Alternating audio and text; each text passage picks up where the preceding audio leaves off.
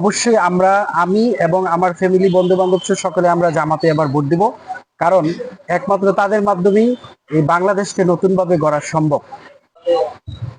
আসসালামু আলাইকুম রাহমাতুল্লাহ। ওয়ালাইকুম আসসালাম ভাই, ওয়া রাহমাতুল্লাহ। সামনে জাতীয় নির্বাচন আসতেছে। এখন একটা নির্বাচনের পরিবেশ তৈরি হচ্ছে 5 আগস্টের পরে। ফ্যাসিস্ট বিদায় হওয়ার পরে একটা পরিবেশ তৈরি হয়েছে ভোট দেওয়ার জন্য। আপনি তো আপনার জীবনে হয়তো ভোট দিতে পারেন নাই। তো আপনার অনুভূতিটা কি, আসলে ভোট দিবেন বা কাকে দেওয়া উচিত, কি রকমের প্রার্থী আপনারা চাচ্ছেন? একটু আপনার মতামতটা চাচ্ছি। ওয়ালাইকুম সালাম।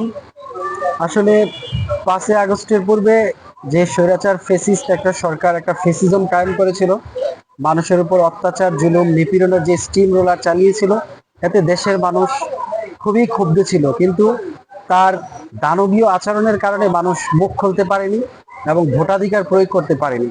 এখন 5ই আগস্টের পরে যারাই যাদের উপরে ভরসা ছিল যে ছাত্র জনতার অভ্যুত্থানের মাধ্যমে দেশে একটি সৎ যোগ্য দেশপ্রেমিক যারা, হ্যাঁ, নতুন একটি সরকার গঠিত হবে, কিন্তু আমরা দেখতে পাচ্ছি যে একমাত্র জামাতের ভিতরে সৎ নেতৃত্বের গুণাবলী, টেন্ডার মুক্ত, চাঁদাবাজ মুক্ত, সন্ত্রাস মুক্ত, মাদক মুক্ত একটা দল।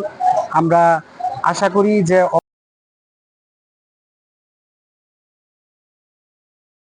অবশ্যই আমি এবং আমার ফ্যামিলি বন্ধু বান্ধব সকলে আমরা জামাতে এবার ভোট দিব।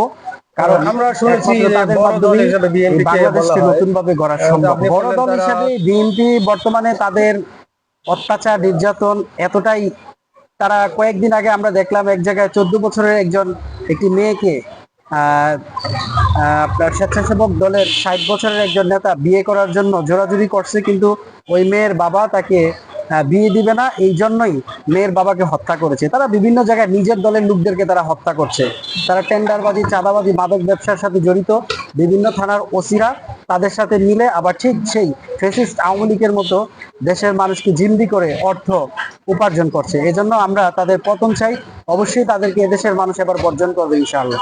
আপনার কি মনে হয় আগামীতে জামাত ইসলাম? আগামী জাতীয় সংসদ নির্বাচনে অবশ্যই জামাত ইসলামী বিপুল ভোটে অবশ্যই তারা পাশ করে সংসদ সদস্য হবে এবং বাংলাদেশের রাজনীতির হাল তারা ধরবে। অবশ্যই এটা আমাদের প্রত্যাশা। ছোট যে একটা দল আসছে, ছোট বলবো না আমি তাদেরকে, যারা জুলাই অভ্যুত্থানের নেতৃত্ব দিয়েছেন, এনসিপি নাগরিক, জি, জাতীয় নাগরিক কমিটির ছাত্র জনতার অভ্যুত্থানের মাধ্যমে তাদের অবশ্যই এদেশে অবদান আছে, আমরা স্বীকার করি। তারা অবশ্যই গঠনমূলক রাজনীতি করবে, এটাই আমাদের প্রত্যাশা।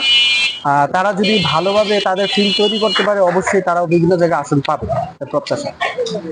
আপনার মনে হয় কি বিএনপি যে টেম্পো স্ট্যান্ড, সিএনজি স্ট্যান্ড, রিক্সা স্ট্যান্ড, বিভিন্ন স্ট্যান্ডে চাঁদাবাজি করতে, সেটা সবাই বিএনপির লোক না ফ্যাসিস্ট আওয়ামী লীগের কেউ? তারা অবশ্যই বিএনপির লোকেরাই। ফ্যাসিস্ট আওয়ামী লীগের সময় তাদের সাথে যারা যুক্ত ছিল, আওয়ামী লীগের সেই গুন্ডা পান্ডাদেরকে নিয়েই তারা একসাথে মিলেমিশেই কিন্তু কাজগুলো করছে। বিভিন্ন জায়গায় টেন্ডারবাজি, চাঁদাবাজি তারাই করছে। ধন্যবাদ আপনাকে আপনার মূল্যবান মতামত দেওয়ার জন্য।